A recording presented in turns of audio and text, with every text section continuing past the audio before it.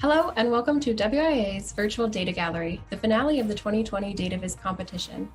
I'm Lauren Burke, Director of Operations of Women in Analytics, and I'm excited to be here with you today. This year is a little different, and our final competition is taking place live online. We're here today to crown the 2020 Data Viz champion and determine which top 3 finalists will walk away with cash prizes.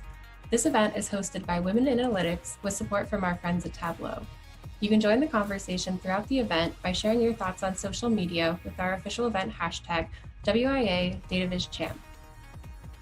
For anyone new to WIA, our mission is to increase visibility to women making an impact in the analytics space and to provide a platform for women to lead the conversation around the advancements of analytical research, development, and application. We recently launched a brand new membership program where you can access our online community, connect with fellow analytics professionals, and stay involved with our events calendar, resource center, job board, discounted partner events, and so much more. As always, WIA aims to be an extremely inclusive organization, and we welcome everyone to join our community. Let's quickly go over how this event is going to go. First, each finalist will present their data viz and discuss their inspiration, chosen dataset, and how it was built. After each presentation, we'll have a few minutes for audience questions. Each finalist will have 10 minutes to present and 5 minutes for Q&A. Be sure to use the chat feature to send in your questions during the presentation. After all finalists have presented, we'll launch a poll where you can cast your vote live. Use this poll to vote for your favorite entry and help us crown the 2020 WIA Data Viz Champ. Before we begin, let's hear a quick message from our sponsor, Tableau.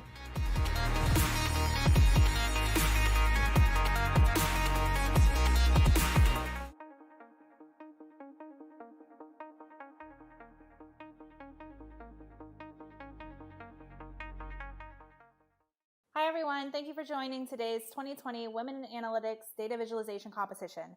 My name is Janae Dandridge, and I'm an account executive on Tableau's federal team working with our clients to transform their organizations using data. I am also passionate about our company's grassroots diversity efforts, so I'm really excited to participate in today's event. As a company that believes in analytics for everyone, initiatives and organizations such as Women in Analytics are core to our mission as they elevate underrepresented voices in data. A trusted leader in analytics, Tableau helps everyone harness the power of their data with our visual analytics technology. Beyond the technology, we have a global community of users and fans that we consider family that we love to bring together at events such as this to learn from one another and inspire. Today's Women in Analytics event is just one of many ways that those of you at home can get engaged with our community. Let's take a look at a number of other ways that you can get engaged and get empowered with data.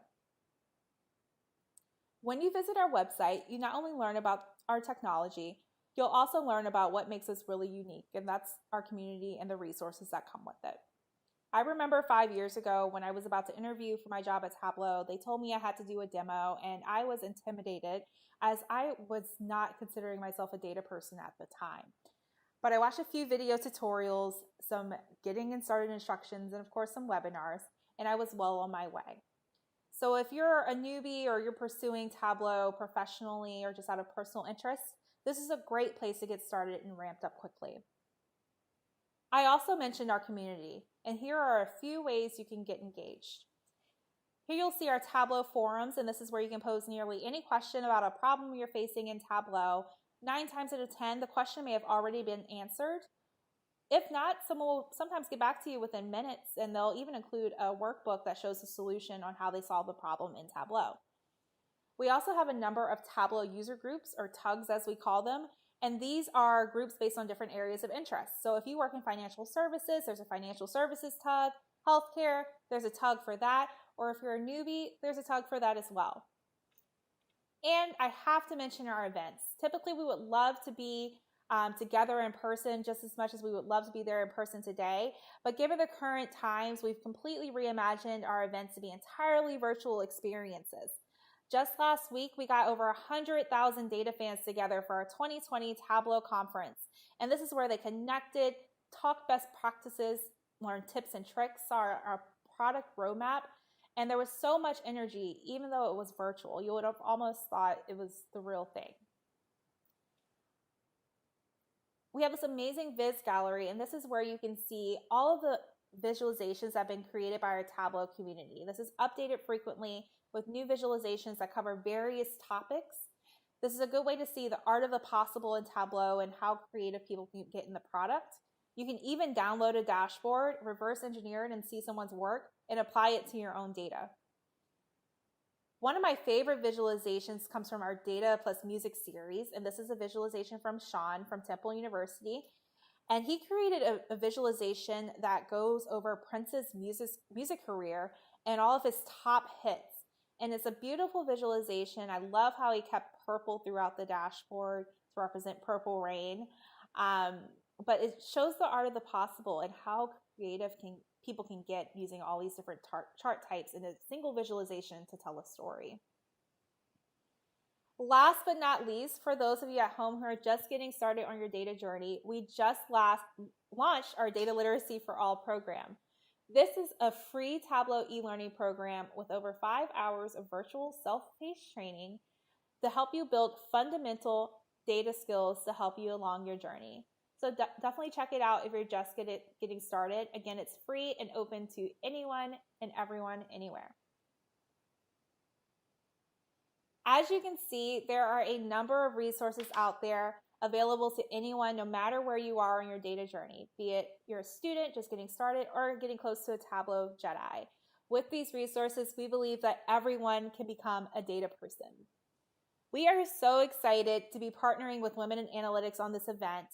We cannot wait to see who wins at the end of the day. I know the participants have created some amazing visualizations, and we are excited to be back later to announce the winners. Thank you again, and see you soon.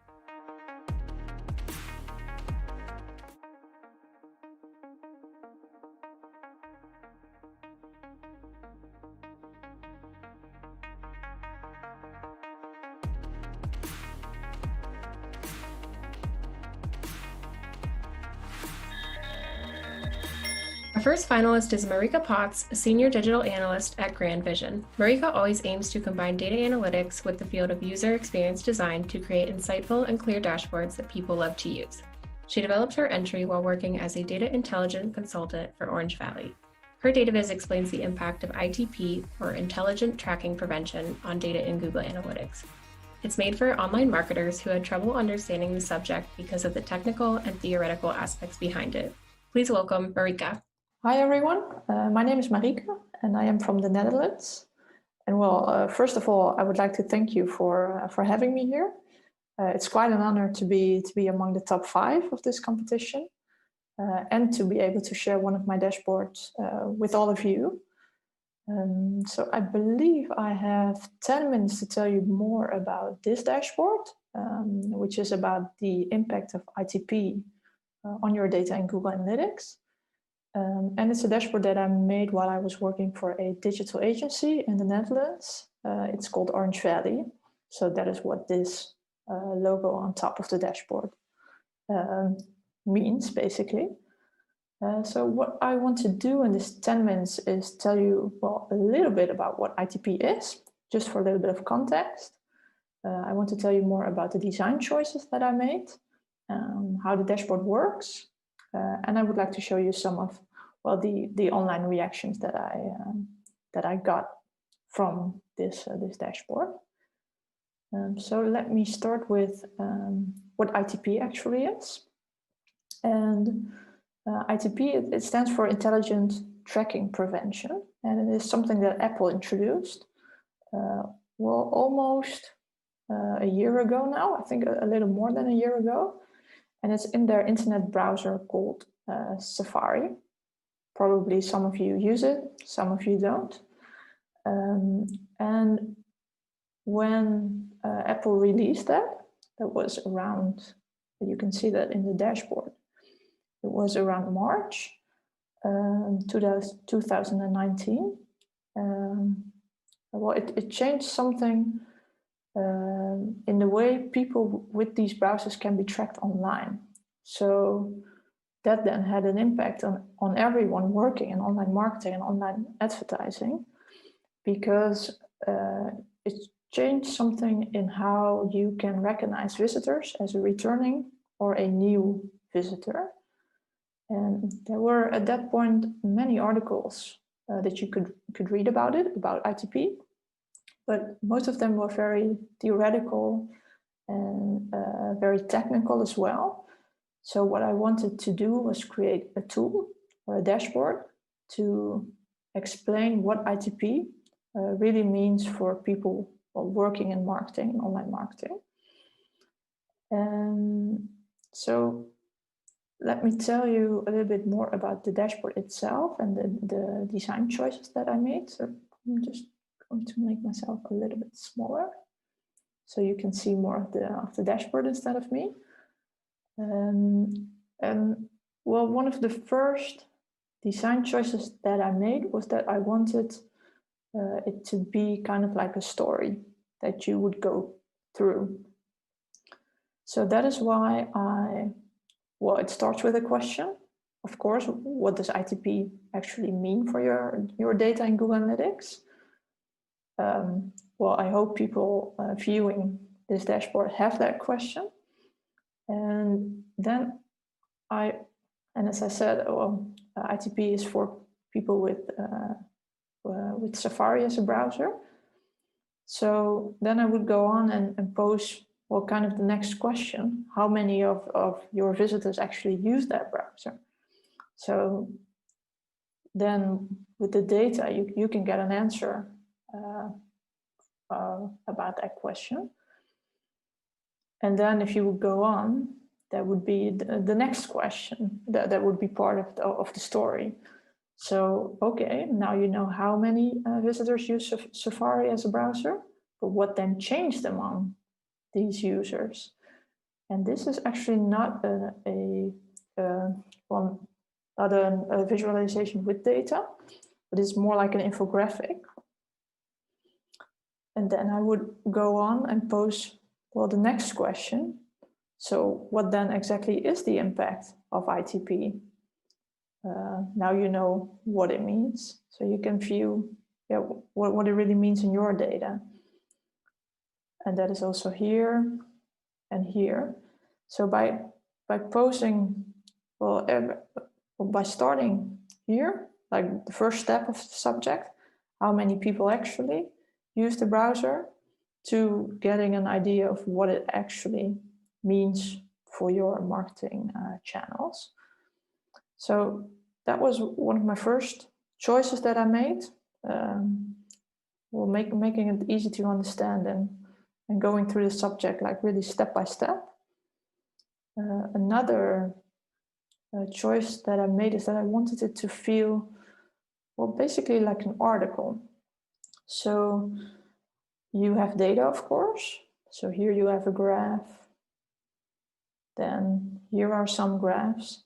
But I wanted it to combine it with text and context as well. So if you have any questions about, well, the graph, you can probably find your answer, well, in text like these or these. And that is also why I chose to well, make the background white and get it, well, not make it small, you know, keep the, how do you say, well, you know, take the space that it needs. I mean, I see a lot of dashboards with a lot of information everywhere, that if you open a dashboard, you see maybe 20 graphs at once. And that was not what I wanted to do here. I wanted to, make it accessible and understandable. And the last design choice that I made was that I wanted the dashboard to be personal. So this dashboard is not a one-size-fits-all thing, and it's not static, but you can choose to select your own data source. So you can use this drop-down to select your own Google Analytics data. And then the whole dashboard changes to your data. So you do not only get an explanation of what ITP is, but also how the numbers look for you. And I've heard some stories about people working at some companies who use this dashboard every week, just to see what it means for them. So I think that's quite nice. And on the back of the dashboard, there's basically just one data source. It's built in Data Studio, by the way. I think most of the other dashboards are created in Tableau, but this one is from Data Studio. I want to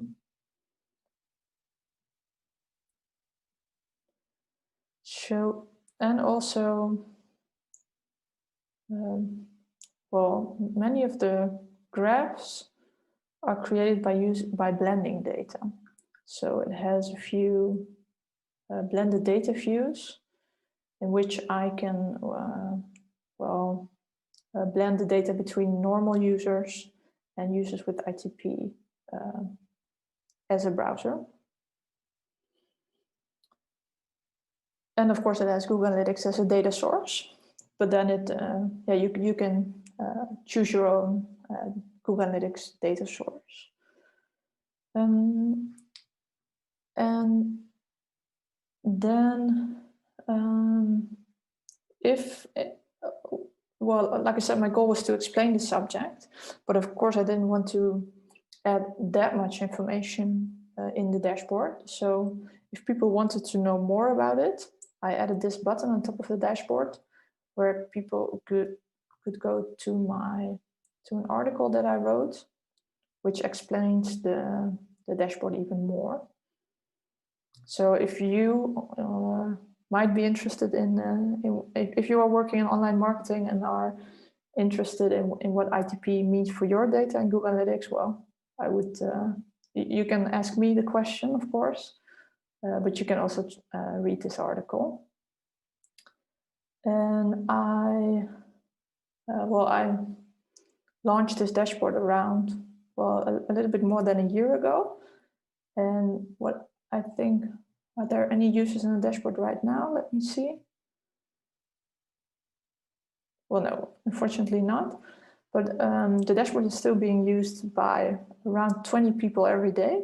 So I think that shows that people really use the dashboard as a tool and find it online, and that people are curious to know what ITP means. And when I released the dashboard, some of the online reactions that I got were, well, they were very nice. For example, people were sharing my my article and or dashboard. So for example, this is Brian Clifton. And it's really nice to see that people are, well, they seem to like the approach that I did not only write about ITP in a theoretical way, that I really use some data to show what it really means. And I believe Brian Clifton is one of the first people working at Google on Google Analytics. So it was quite an honor that he posted this. And also the Twitter from Google Analytics itself, they posted the my article and my dashboard, so that was very nice as well. And last week, when I was looking for these tweets just to show you guys this now, I came across this dashboard, and I wanted to show you that as well, because it made me laugh quite a little bit, and maybe also cry a little bit, to be honest. But I came across this dashboard. Apparently it's from some agency called Search Laboratory, and they are advertising with this dashboard. And I thought it was funny because it looks so much like my dashboard, actually. So yeah, if you would compare this dashboard, let me put it next to mine. So here we have the dashboard that I created, and then this one. So it seems like, yeah, it's basically just a copycat. And I think that is one of the biggest compliments that I got from this dashboard.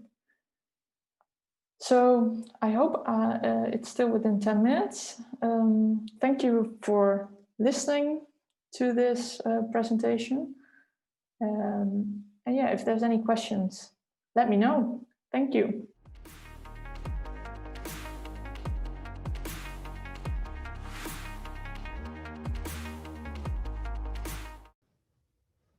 All right, so we're live with Marieke for a Q&A. So Marieke, first I'd like to ask you, so what key insights do people normally misunderstand or miss when they're using Google Analytics? And how did you highlight those in your data viz? Well, I think ITP specifically is more or less like a subject that you miss in Google Analytics. That if you don't know about it, then you don't see it. Then you just report on, say, well, there's 10 users. But in fact, there are, for example, 8 users or 15 users. So I think the problem is that Google Analytics shows like as if it is the truth, but really ITP kind of messes with your data. So I don't know if that answers your question. Yeah, absolutely.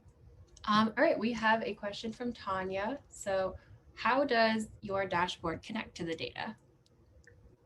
Well, it's a direct connection with Google Analytics. And if you use Data Studio, I don't know if you are familiar with that, Tanya. Thanks for the question, by the way. But if you connect directly to Google Analytics, then you can choose an option to make the data dynamic. So you can switch between views, between Google Analytics views. Is that clear, Tanya? Awesome, interesting. So what did you find anything when you were creating the viz that surprised you about how some of these things were set up, or any insights that were related to ITP that you might not know about unless you were looking at your particular viz? Yeah, I think that you are surprised if you look at the viz of how the data from people using an ITP browser differs from the data from other browsers. And I think that's the main goal of the viz. So you always have 2 graphs that always compare, like, yeah, people with ITP and without. Awesome, that's interesting. So if you were to add anything else to your visualization, what do you think you would add to it? Oh, that's a good question. I think I would use some more color, but because I was working at Orange Valley, I had to use the orange color because that was part of the brand guide. So if I could, I would use more colors. Yeah. That's awesome. Okay. I don't think we're getting any more audience questions, but I'd like to ask, what is your favorite thing about data visualization? Ooh, I think my favorite thing is the fact that you can combine data, like the technical part about data, combining and transforming and yeah, a little bit the technical stuff with UX design. So it's a bit technical, but it's also creative. And I really like to combine that, those 2 things. Awesome. So what do you like about working with Data Studio? Oh, I like the fact that you can transform freely pretty much everything. So you can place, well, it's not like you have those widgets that you can only make bigger or that kind of stuff like some other tools do. I won't name any tools in this case. But I do like the fact that you can really transform everything freely and put everything pixel perfect. Awesome. I don't think we have any more questions for Marieke, but Marieke, thank you so much for your presentation and for answering those questions for us. Yes, of course. Thank you too for having me here.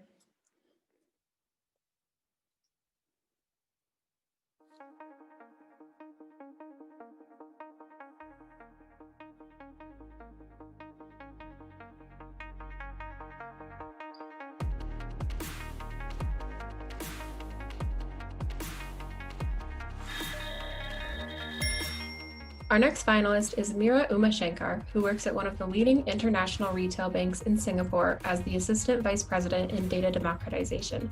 Meera enjoys visiting on important social topics and has taken part in many community data projects. She is also the co-lead of the Data Plus Women SG community in Singapore. Her entry shows the movement of refugees from various countries around the world to the United States.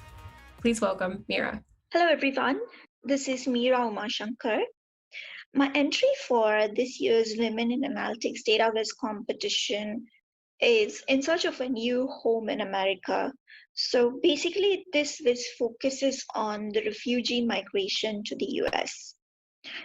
In terms of data, the data is from the Associated Press, which was given to us by Tableau. So my entry, this entry was also for INVIS competition last year, which Tableau hosts.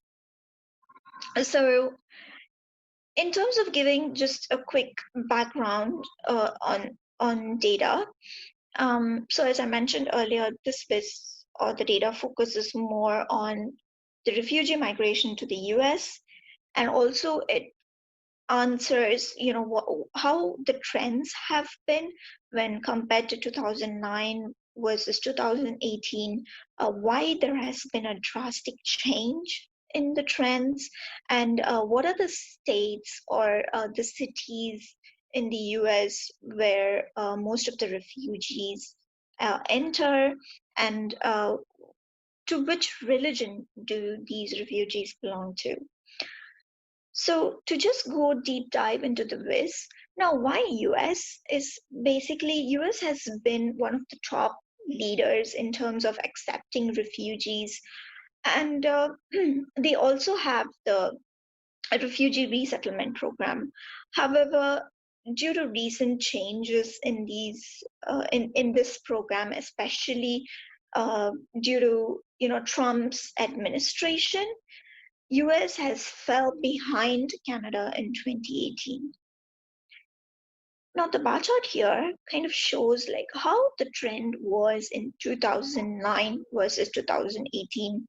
2009 accepted nearly 75,000 refugees, whereas in 2018 there has been only 22,000 refugees entering or entered US. And this is mainly because of the changes made in the refugee resettlement program by Trump. Now, if you click to view the ceilings comparison, it basically shows that every fiscal year, the president, along with 5 global regions, they set up a cap on the number of refugees to be accepted. And it clearly shows, the chart on the left shows that in 2018, nearly only half of the refugees were accepted to what was planned. Now going deeper, so where are the refugees from? This is the other question that we should focus on.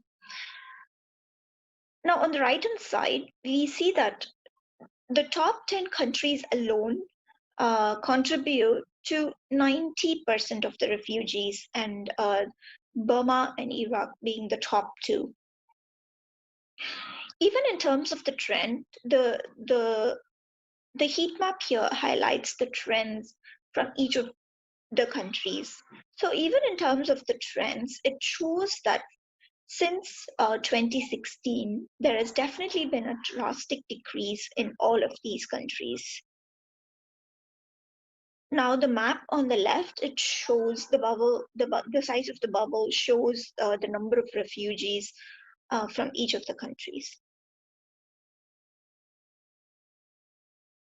Now, if you want to look at the trend for all countries, you can click here and it shows the trends for all the countries as well. But it's been even more worse for the other countries in terms of trends, as you can see. Now, going further, which state did they settle in? So 56% of the refugee population is welcomed by the top 10 states, especially by Texas. So if I again click on or hover on Texas, it shows me the top 10 cities within Texas who welcomes these refugees. If we just take Texas, for example, from 2009, it accepted nearly 8,000 refugees, and in 2018, it accepted only 1,600 or 1,700 refugees, where it clearly shows that there has been a drastic decrease in terms of the trends as well. Now, if you want to click and look at the trends for all states, it shows, clicking on this will show the trends for all states. And as we go down, it clearly shows that the trends have been even worse. Now, did the Trump presidency decrease the number of refugees drastically? Of course. So as we have seen the trends earlier, and also the top the top 10 states, or be it the cities, and so far with the trends that we've seen, there has definitely been a drastic decrease. Now, if we take the top two countries, which is Burma and Iraq, now for Burma, when compared to 2009 to 2018, there has been a nearly 80% decrease, and Iraq being even more worse, which is a 99% decrease. Now, there is definitely a reason behind Iraq, especially, which we will see below. Now, Texas accepted 3,000 refugees in 2009 from Burma to nearly a 443 number of refugees, which is again a drastic decrease. Now, going down, which religion do the refugees belong to? Yes, so this is one of the important aspects which we should look at as well. So if you see 74% of the refugees were either Christians or Muslims. In terms of trends, Christian refugees are 54%, whereas Muslim refugees have decreased to nearly 14 or nearly 15% only are Muslim refugees, because of Trump administration again, where it has imposed a lot of travel bans and additional vetting procedures were implemented, due to which there has been a drastic decrease. Now, when considering millions of people who flee every year in search of a new home, or they are also in need of critical supplies, like be it clean water or food, and it's our responsibility as well to donate to uh, donate to a greater cause. So clicking on the donate now option will take you to the UN Refugee Agency, where you can contribute to how much ever is possible. So thank you.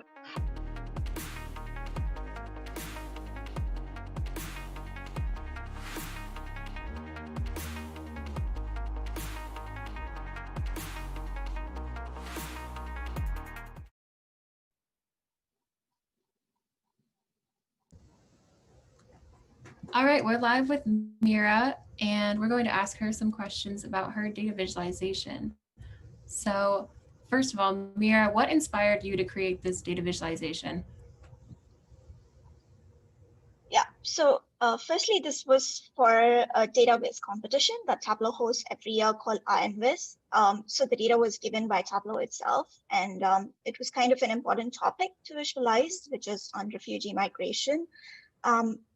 I never knew that it had such a global impact and the risks around it, and US being the top leaders in accepting the refugees as well.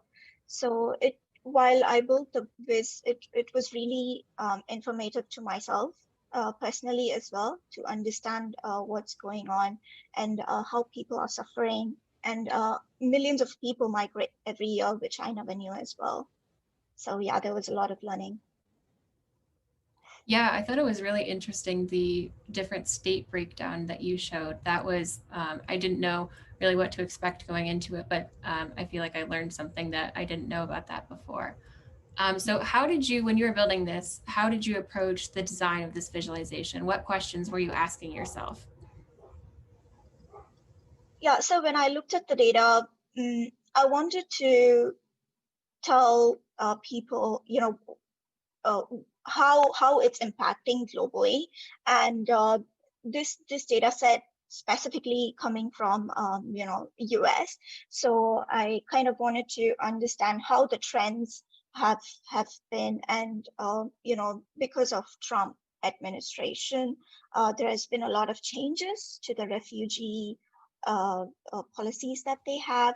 So I kind of wanted to, bring that story into my visualization, and also to show from which countries do the refugees come from, which was highlighted clearly in the viz as well, and also to understand what religion, or to which religion do the refugees belong to. So I kind of wanted to, bring a story to it, to show or tell the audience that this is what is going on. These are the trends, and yeah. Yeah, that's really interesting. I think you covered a lot of really interesting aspects to the data set. We have a question for you from Tanya. So what were the things that surprised you most in this visualization? Yeah, so as I said, I never knew about this refugee migration being creating such a global impact around the world. So it was kind of interesting to know what's going on. And in this case, if you look at my viz one more time, it'll show that Burma is where most of the refugees come from. So it was interesting, and I wanted to know more about, why Burma, for example. So there were things that I learned as I built this viz as well, and yeah, I think those were the things. Awesome. So what specific design choices did you make when you're creating the viz, and why? Well, I like to keep my vizes usually very, very simple, so that it's very interactive as well as intuitive and readable for anybody who looks at it first. So I don't use any complex visualizations, if you would have seen. Because even simple bar chart sometimes makes a lot more impact than complicating it with difficult use of or complex data visualizations. So that's what I have done in my viz as well, to keep it pretty simple, highlighting a few numbers to see where the trends, has there been a up or a down in trends, and so on. Yeah. Yeah, that makes complete sense. So I'll ask you as well, what is your favorite thing about data visualization? Sure. So the one thing that I really like is it helps me be creative, which, well, data visualization is also my day job, but I don't get to use a lot of new techniques or a few other things at daily work as well. I think doing projects like these or getting involved more in the community has helped me be more creative, and it has given me more freedom. That's what I can say. Yeah. Yeah, there's definitely a lot of expression that comes from being able to show things through visual image than just through like words or data sets. We have another audience question if we have time for it. So Johan asks, on the topic of religion, what made you settle on 75% are Christian and Muslim as the main message for that section? If I understand your question correctly, so this is what the data says, that 75% or 74% of the refugees were from the Christians and Muslims background. And why I highlighted religion here is because, again, because of Trump's administration, there's been a lot of travel ban imposed on Muslim refugees, especially. So this is what I wanted to kind of bring or highlight, saying that there has been only 14% of refugees being accepted in the latest few years. Yeah, that makes sense. Well, thank you, Meera. I think we can move on to the next presentation, but that was really interesting visualization, so thank you. thank you so much.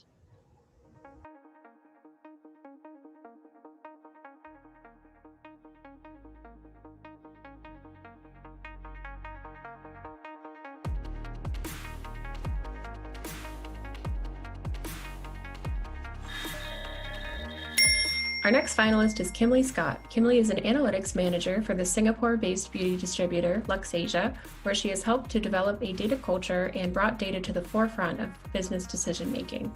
A former Tableau public featured author and recently named as one of the Institute of Analytics Professionals of Australia top 25 analysts, Kinsey is passionate about making data accessible for everyone. Outside of work, she is mom to 2 active girls and spends her free time building business on topics she's passionate about, playing dress up with her daughters, and the occasional Netflix binge.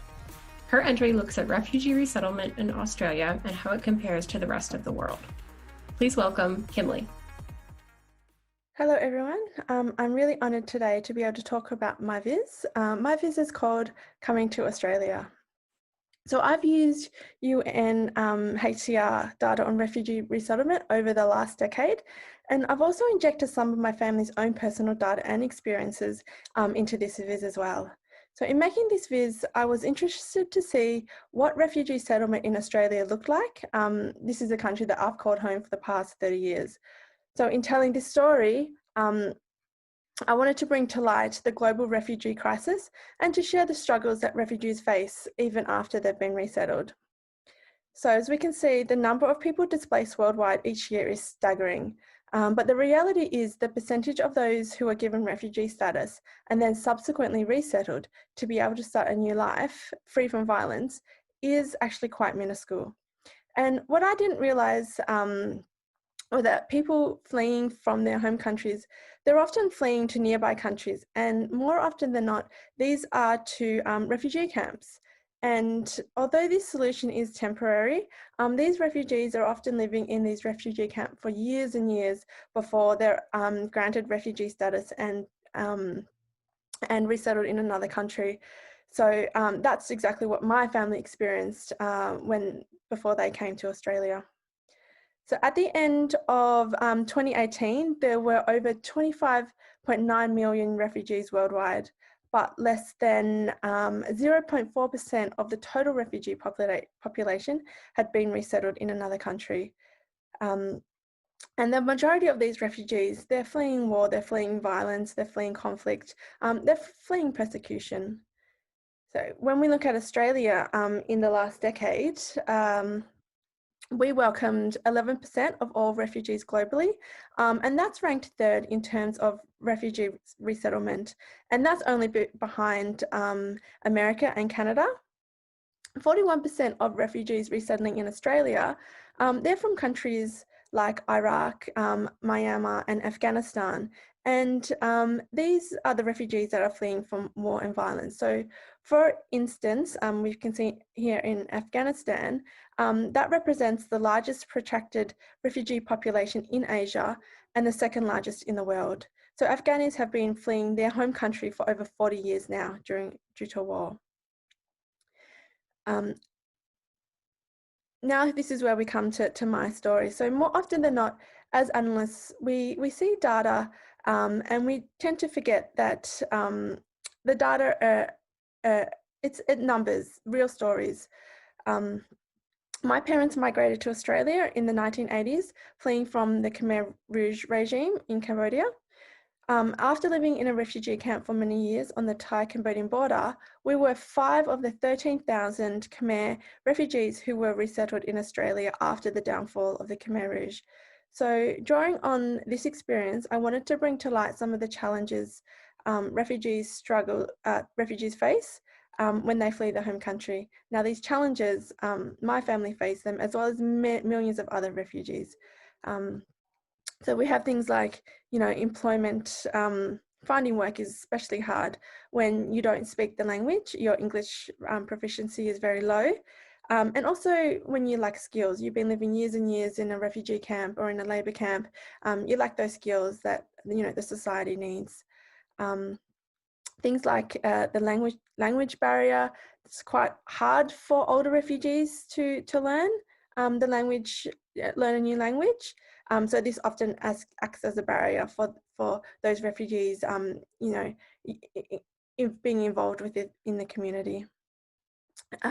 Money is often a big barrier as well. So more often than not, refugees, they flee their home country with nothing but the clothes on their back, and they often have to rely on charity or work far too many hours to make ends meet. Then we have the physical and mental health. So many refugees, they develop chronic health problems, they develop depression. They also suffer from survivor's guilt as well, which can affect them psychologically. And there's also racism and discrimination as well. So, when my family moved to Australia, we moved to an area that didn't have such a high ethnic diversity. So we faced discrimination there as well. So as you can see, this really is a personal viz for me. And by sharing my own personal story here, I hope to remind people that behind the data and the numbers, there are real people with real lives who matter. As I said earlier, there are 25.9 million refugees at the end of 2018. Well, that's 25.9 million real human stories behind that data. As you can see, this visualization was built in Tableau. There's some interactive elements here as well. And you can see the design choice here. The colors I've used were, quite muted and beige, and that was deliberate. I wanted the design to be clean and minimalist because I didn't want to distract from the important message that I wanted to convey, and often, refugees being a sensitive topic as well. So I hope you like my viz, and I'm really honoured to have made the top 5 here.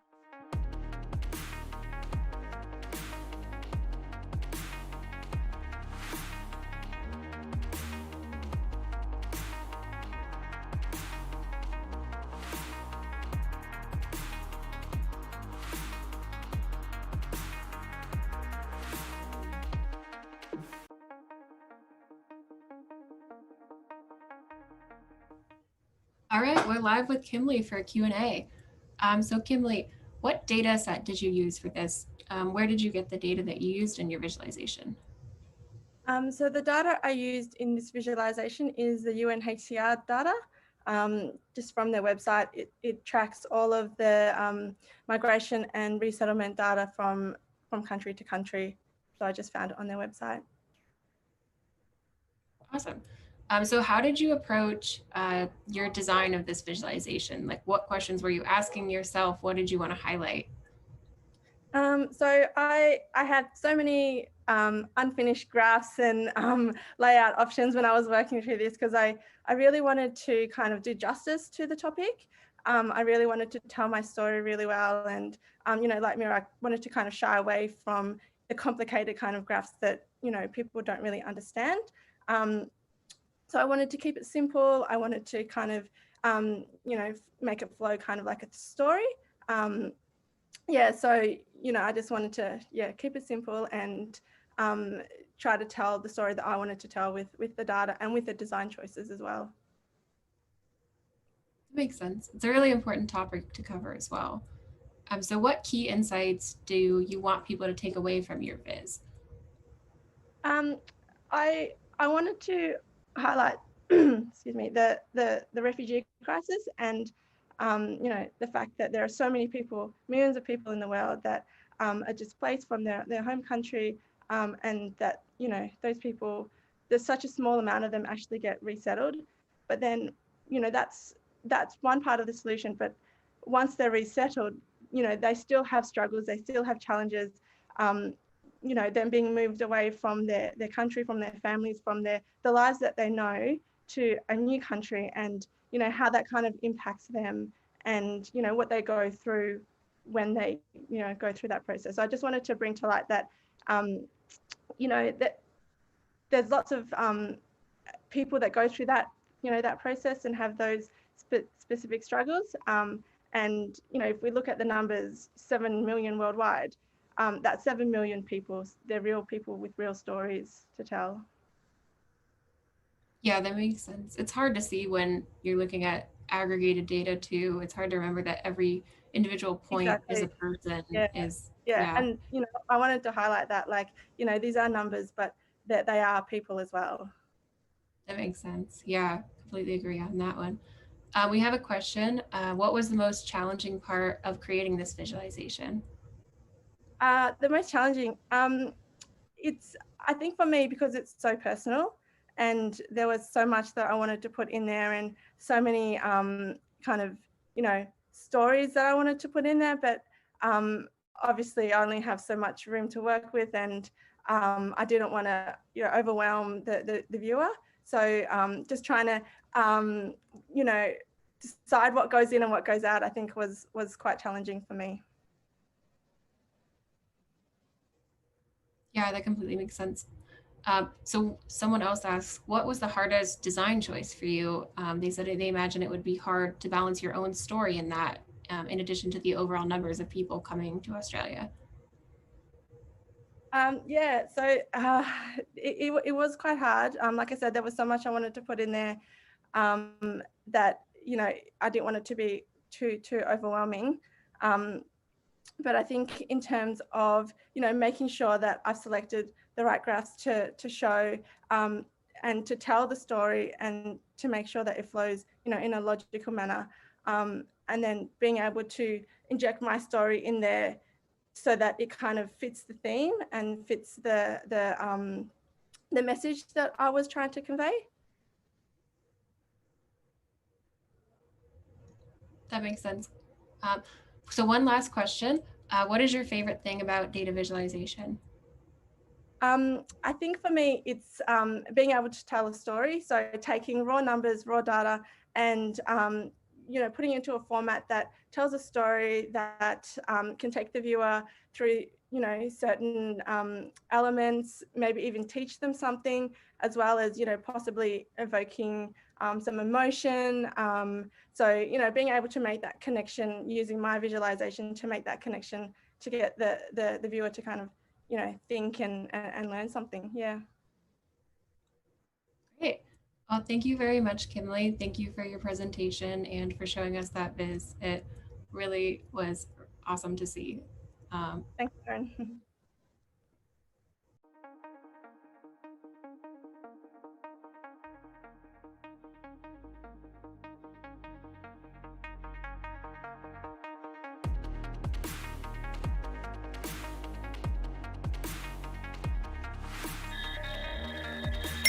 Our last finalist is Kinsey Miller, a decision scientist on the Test and Learn team at Starbucks. In her role, she supports the design, measurement, and interpretation of in-store A/B tests to guide data-driven decisions. Kinsey is based in Seattle, Washington, and she enjoys hiking, playing softball, studying French, and baking in her free time. As an avid coffee drinker who cares about her health, Kinsey has personally struggled to find an online resource that allows her to quickly and dynamically view the nutritional information associated with her favorite drinks. Her entry is a nutritional calculator that enables the end user to learn about a variety of beverages. Please welcome Kinsey. Hi, everyone. Thank you all so much for joining us today. My name is Kinsey Miller. I'm a decision scientist at Starbucks, and I'm based in Seattle, Washington, in the United States. Today, I am so excited to be sharing with you my Tableau dashboard coffee calculator. Though I do work for Starbucks, this was a personal project that I did in my own time with all public-facing data and information. So as you may have guessed, today we are talking about coffee. It's something that a lot of us consume on at least a daily basis.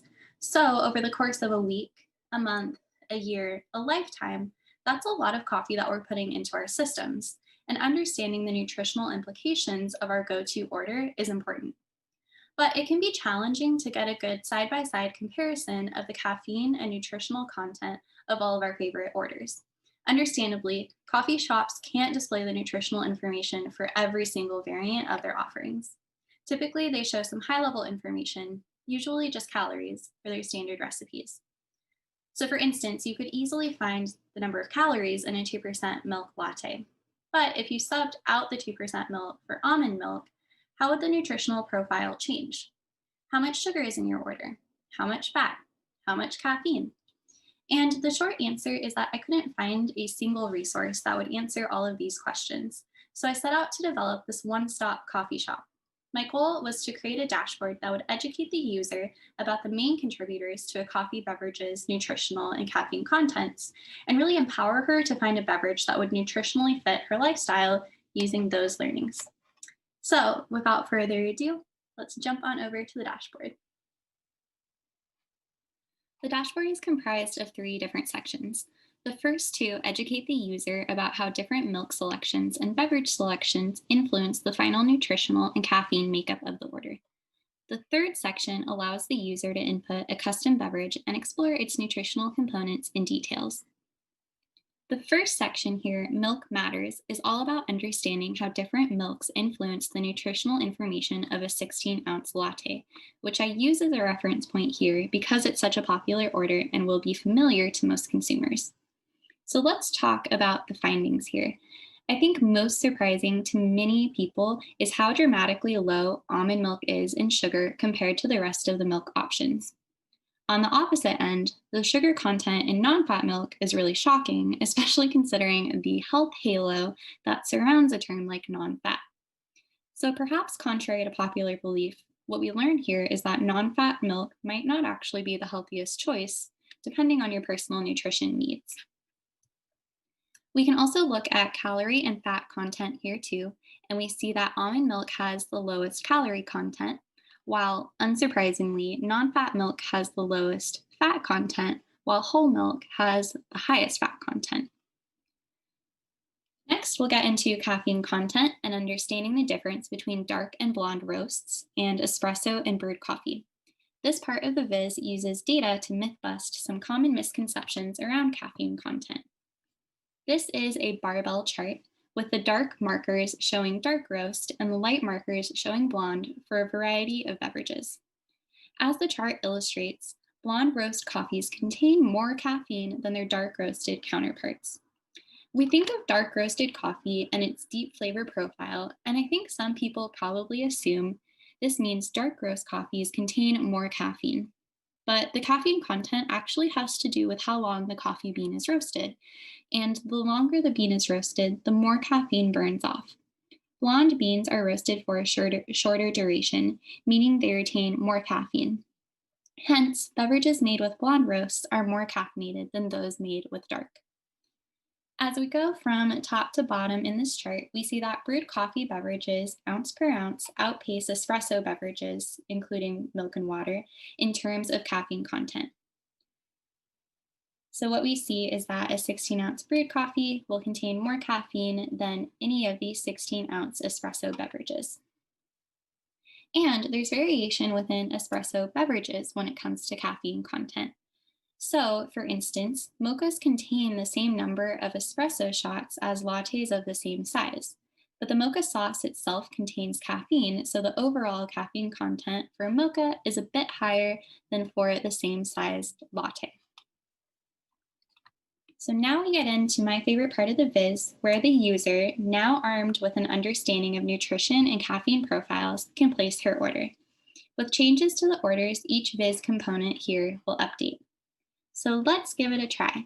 Let's say I want a caramel macchiato with 2% milk. But I look over at the nutritional information and I see that the sugar content is 33 grams, which let's say feels like a little bit much for me on this given day. So based on what I learned earlier, I swap out the 2% milk for almond milk. And that drops my sugar content to 23 grams. Then I use the macro donut chart to show me how the 170 calories in my beverage are broken out in the 3 macronutrients: carbs, proteins, and fat. Then on the right, the box and whisker plots show the distribution of all the available beverages with the selected size and milk options, and we can hover over each mark to see how our beverage compares to comparable beverages. So for instance, I see that my 16-ounce almond milk caramel macchiato falls just below the median in terms of carbohydrates. If I wanted a beverage that was lower in carbs, I might choose the blonde cappuccino. So I'll go here and change my selection. And this now allows me to deep dive into the nutritional facts associated with the blonde cappuccino. The number one question I received about this viz was regarding this nutritional label, and people wanted to know if it was a stock photo. And it's not. It's a series of meticulously formatted text boxes and line objects. So in theory, it was pretty simple, but it was powerful in conveying the information since the average person already knows how to read a nutritional label and should be able to quickly understand what's being communicated in this portion of the viz. I used a can of corn, I think it was, as a reference to help me get the design as close to reality as possible. But it was a bit custom. Caffeine isn't a nutrient, so it typically isn't included in a nutritional label. So this was another reason that I needed to create a custom version of this so that it would match my formatting, but also so that I could include caffeine as an option here. In general, I gravitate towards simple and intentional design, which I hope this viz embodies. I really wanted the user here to be able to focus on the content, so I did everything I could to reduce sensory load. For instance, I like leveraging titles as implicit color legends instead of including a color legend for every chart, which I feel can sometimes clutter the visual experience for the user. So now that you've seen the data, I would love to explain how I went about collecting it. My first thought was that I could find a Kaggle dataset, but after I looked through my options on Kaggle, I realized that I was going to be really particular about the data structure and the data integrity. So that meant I was going to need to collect the data myself. And as I mentioned, the caffeine content and the nutritional information for these beverages don't really live together neatly anywhere on the internet. So collecting the data was a pretty heavy lift. First, I did some research to compile a list of beverages I wanted to include. You'll notice a lot of holiday favorites here. So we have chestnut praline, eggnog latte, peppermint mocha is in here. These were all very topical as I was collecting the data last November. Once I had this list of beverages, I wanted to find a way to calculate the caffeine associated with each. So I figured out how many shots of espresso, pumps of mocha, and ounces of brewed coffee or cold brew were in each type of beverage. Then I used a system of linear equations to calculate the caffeine content associated with each of those components, which I then used to calculate the caffeine content for each beverage. Gathering the nutritional information was more labor intensive because there are so many variants when it comes to these beverages. So we think about milks and syrups and sauces and whipped creams. And I was also looking for a much larger count of metrics. So fat, saturated fat, cholesterol, carbs, fiber, sugar, protein.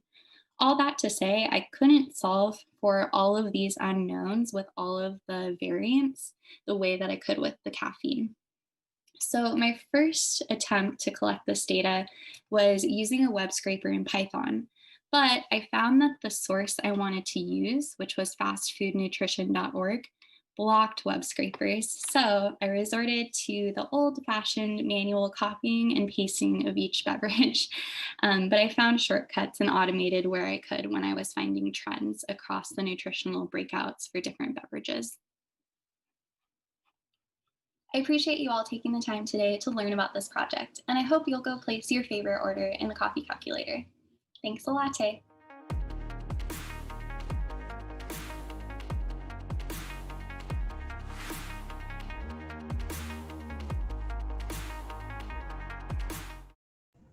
All right, we're live with Kinsey. So first question for Kinsey, how many different data sources did you use? Was it challenging to get the data for any part of it? Yeah, it was a little bit challenging to get the data. I ended up using two different data sources. So the first was starbucks.com. That's where I ended up sourcing all of the caffeine information. And then, as I kind of mentioned through, I set up a system of linear equations where I knew like a latte has this many grams or milligrams of caffeine and it has 2 shots of espresso. So basically like backed out for each individual component how much caffeine was in each. And then kind of knowing how each beverage was then constructed, I was able to calculate the caffeine content for each one. But when it came to the nutritional information, like I said, that was a lot harder because there was so much more information. It's not as consistent across the beverages. So that all came from fastfoodnutrition.org. And that is a really great resource for if you want to learn about any product from a quick service restaurant or fast food restaurant. But it is sort of challenging because you have to open up each individual web page for each different type of beverage, each size, and then each modification with the milk. So that's where I would have loved to automate it with a web scraper, but this website is a little bit too savvy for that and blocks web scraping. So that's kind of where I was doing a lot of the manual copying and pasting. Well, that sounds like a lot of research, and it certainly shows in the Viz. Thank you. So while you were doing all that research or while you were building the visualization, what's something interesting that you discovered that you didn't know before? Yeah, so I almost regretted doing this because I drink so much coffee and it really highlighted for me like what exactly I was putting into my system. So it did change my behavior last holiday season. I'm a big eggnog latte drinker, but once I realized how much sugar and fat and calories were in the eggnog latte, I was like, maybe I'll cut back a little bit on that. So I was just kind of shocked at the discrepancy across like one simple swap out for almond milk really saves you a ton of sugar. That type of thing was really relevant to me, and I've actually incorporated some changes in my daily coffee because of this research.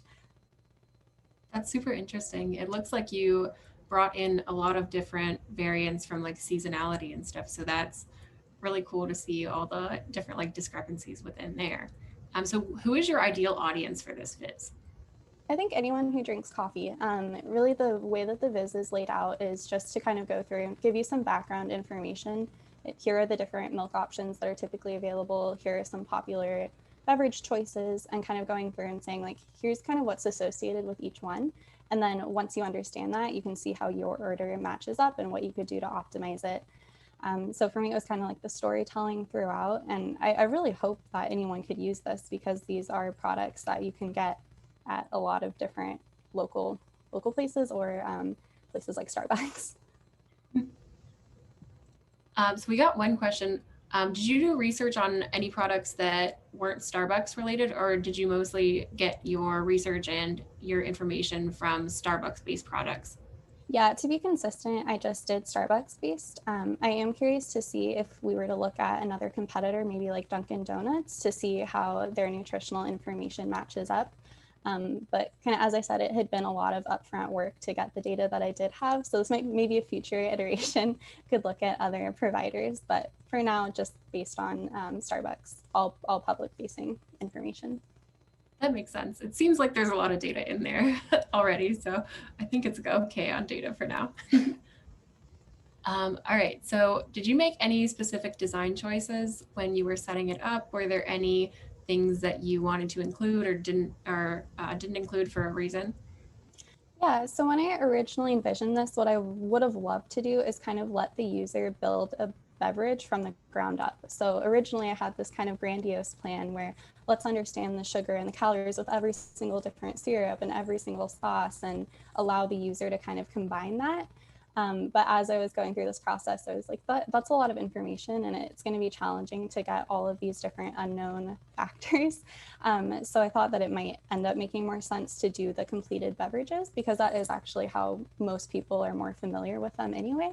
But I think if I had another year, and maybe this is something I'll do kind of as a follow-up to this, is kind of layering that in. And when it came to design, the thing I was most proud of was the nutritional label. That was something that it was really fun. It was kind of an artistic little part of the Viz that I had a lot of fun putting together. And I really wanted that to be at the top of the Viz. So that would kind of be the first thing that someone would see when they looked at it. But as I was doing my storyboarding, I really did want to go through those levels where it was kind of teaching you the baseline understanding of the nutrition and the caffeine, and then kind of get into that nutritional label. So that was one trade-off that I made, where I was like, I think it makes more sense from a story perspective to put it at the bottom, even though I do want it to be front and center.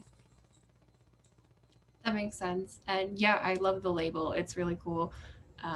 Thanks. So what was the most fun part of making this viz? I think it was the nutritional label in terms of things that I put together for the viz, but really just this is coffee. I'm so passionate about it. I work on a lot of products at Starbucks that are coffee based, obviously. And so I'm always looking at the sales data and the business metrics, but it was really great for me to kind of deep dive and learn more about the products themselves. So that just the topic itself was really, really fun for me. And I hope that it's relatable to a lot of people. So I'm hoping it's getting some use out on top of the public. It's definitely a fun topic, and most people drink coffee, so I definitely feel like I learned something. I maybe won't use it for some of my more favorite beverages because I don't want to know. But yeah, you might not want to know. So what is your favorite thing about Data Viz? I think, as our other panelists have said, just the artistic expression that comes through with data visualization. I do a lot of artistic things kind of in my own time. I grew up playing piano. I do a lot of art.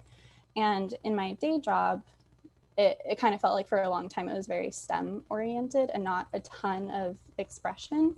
But as I've gotten more and more into data visualization, I've really realized that it is a combination of these two things that I really love. And so for me, it's just a great way to be creative while working with data, which is my background. I completely agree. There's a huge artistic aspect to it.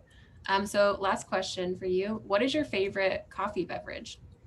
Ooh, I'm a big fan of the pumpkin cream cold brew, which is only available in the fall. So I drink a lot of it during this season. All right, that sounds delicious. But thank you, Kinsey, and thank you to all of our finalists.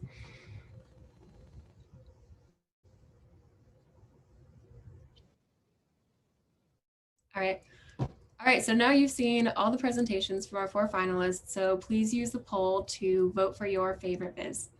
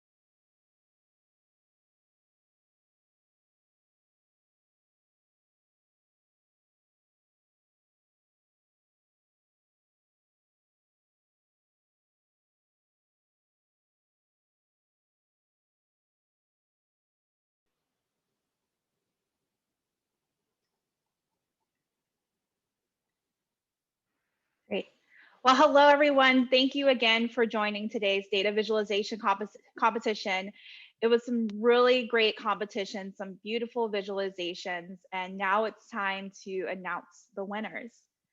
So without further ado, in third place, we have Meera Umasankar. In second place, we have Kimley Scott. Congratulations, Kimley. And the winner of the 2020 Women in Analytics Data Visualization Competition is, virtual drum roll, Kinsey Miller with her coffee calculator. Congratulations, Kinsey.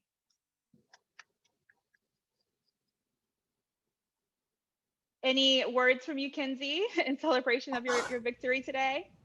No, thank you so much. I was so impressed by all of the visualizations shown today. I think there were some really inspiring topics, so I'm really honored and surprised. So thank you everyone for joining us today.